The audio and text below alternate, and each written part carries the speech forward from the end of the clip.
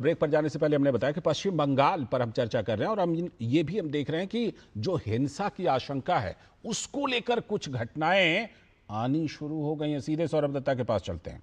सौरभ, जो हिंसा की खबर आई है पश्चिम बंगाल चुनाव से जुड़ी हुई, वो खबर दरअसल है क्या, उसकी सच्चाई क्या है, और ऐसी चीजें ना हो इसके लिए चुनाव आयोग तो सतर्क है, प्रशासन और वहां की जो सरकार है वो कितनी सतर्क है इस चीज को लेकर?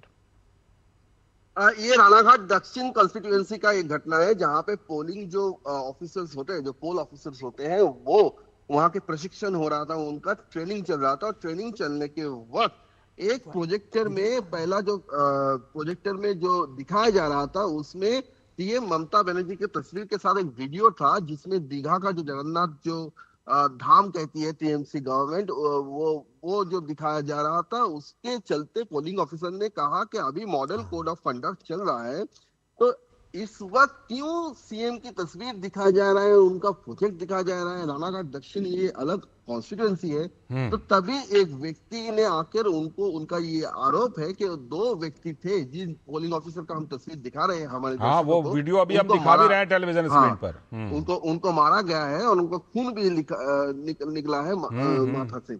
तो ये यही बात है कि ये तो सभी अभी तो सिर्फ ट्रेनिंग चल रहा है। अगर और ये है आरोपी जो तस्वीर अभी आया, तो अभी तो ट्रेनिंग चल रहा है। अभी अगर ये हाल हुआ तो पोल डे के वक्त क्या होगा? ठीक, ये सवाल जो आपने छोड़ा है ना, ये सवाल जो आपने छोड़ा, ये सवाल सीधे मैं विनोद जी के पास लेकर चलता हूं। विनोद जी, अभी आप सौरभ ने वो वीडियो भी सौरभ ने भेजा है, आपने देखा ही। अब सवाल ये है कि अगर इस तरह की घटनाएं आएंगी कैसे निपटा जाएगा इससे? लाल जी, जो प्री पोल और पोस्ट पोल वायलेंस का पश्चिम बंगाल का रिकॉर्ड है, और इस बार जो चुनाव आयोग का ये कमिटमेंट है भयमुक्त चुनाव, और उसमें आप देखिए कि जब चीफ सेक्रेटरी से लेके और डीएम से लेके और आरओ तक अगर वहाँ पे ट्रांसफर के होने शुरू हुए थे, तो ऐसा लग रहा था कि सारे लोग चुनाव आयोग को एक तरह से कटघरे में खड़ा कर रहे थे। चुनाव आयोग पर लग रहा था कि चुनाव आयोग सिर्फ पश्चिम बंगाल में ही कितने तबादले क्यों कर रहे हैं। आज आप देखिए कि यहाँ एक ट्रेनिंग है, सिर्फ वहां जो पोलिंग ऑफिसर्स जाएंगे उनकी एक ट्रेनिंग है, और उस ट्रेनिंग में उनके साथ में किस तरह किया गया, उनको आप देखिए कि कितनी चोट लगी है, उनका ब्लड भी निकल रहा है। तो सवाल है कि ये कल्चर किसने बनाया है, ये रक्त रंजित चुनाव का कल्चर जो पश्चिम बंगाल में हम सीपीएम से लेके और आज तक टीएमसी तक देख रहे हैं। क्या भारत और भारत का लोकतंत्र क्या इसकी गवाही देगा? एक पोलिंग ऑफिसर का बहते हुए खून की गवाही देगा? तो ये रक्त जो बंगाल का चुनाव है, उस चुनाव में निश्चित रूप से इलेक्शन कमीशन की बड़ी चुनौती है।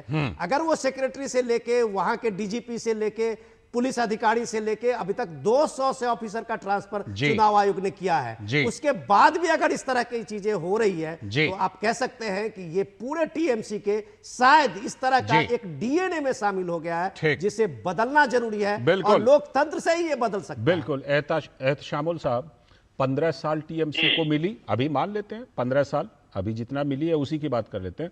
15 साल में ये चीज बदल नहीं पाई। दादा बताइए, ये कितनी चिंताजनक बात है। मानते हैं कि सीपीएम के दौर में शुरू हुई थी, ममता दीदी को तो ये खत्म करना था ना।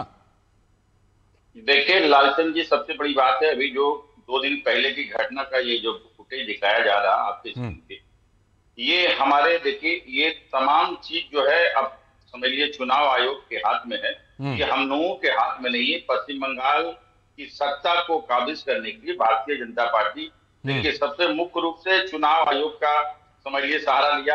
इसका तमाम लोग बोल रहे हैं, सारे लोग बोल रहे हैं कि एसआईआर के माध्यम से 67 लाख 62 लाख या 1 करोड़ का टारगेट को फुलफिल कर रहे हैं। पूरी जिम्मेदारी दादा आप चुनाव आयोग पर डाल रहे हैं।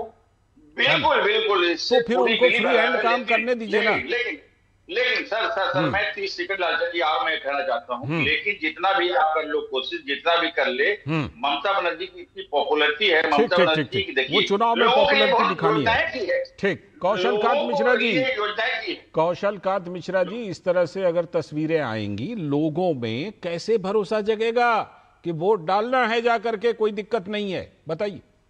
पहले तो एहतसाम जी ये समझ लीजिए कि अगर आपको और ममता जी को ये यकीन है कि आपका अंपायर कंप्रोमाइज हो गया तो खेल बाइकआउट क्यों नहीं कर देते? क्यों चुनाव लड़ रहे हैं? मत लड़िए ना। अगर आपको इतना यकीन है कि सब कंप्रोमाइज हो चुका है तो चुनाव का बाइकआउट कर दीजिए अगर हिम्मत है तो। पर नहीं करेंगे, क्योंकि आपको मालूम है कि आप सुप्रीम कोर्ट गए, सुप्रीम कोर्ट के बाद एक एक ऑब्जर्वर भी सुप्रीम कोर्ट और जजेस की निगरानी में जो अपॉइंट हो रहा है, तो आपका झूठ एक्सपोज होता है। और जहां तक रही वेस्ट बंगाल, हमेशा रक्त रंजित रहा है, रक्त चरित्र वाली ममता दी जिस तरीके से, इसीलिए तो चुनाव आयोग ने किया है। अभी देखिएगा जिस अधिकारी को चोट लगी है उस पे हमला करने वालों का चुनाव आयोग क्या हाल करेगा, ये सबके सामने बिल्कुल कार्रवाई होनी चाहिए ताकि आगे चलकर ऐसी घटनाएं बिल्कुल ना घटे। सौरभ कह रहा था कुछ, ऐसी घटनाएं आगे चल करके ना घटे। क्या अभी तक एक्शन लिया गया है सौरभ? जल्दी बताइए, समय भी समाप्त हो रहा है। चुनाव आयोग की तरफ से सीओ मनोज अग्रवाल ने कहा है कि एफआईआर दर्ज हो चुका है और जो 2 आरोपी हैं उनको गिरफ्तार शुक्रिया। फिलहाल समय की कमी है। सौरभ बहुत बहुत शुक्रिया, विनोद जी शुक्रिया, कौशलकांत मिश्रा जी शुक्रिया और शामुल साहब बहुत बहुत शुक्रिया जुड़ने के लिए इस बहस में।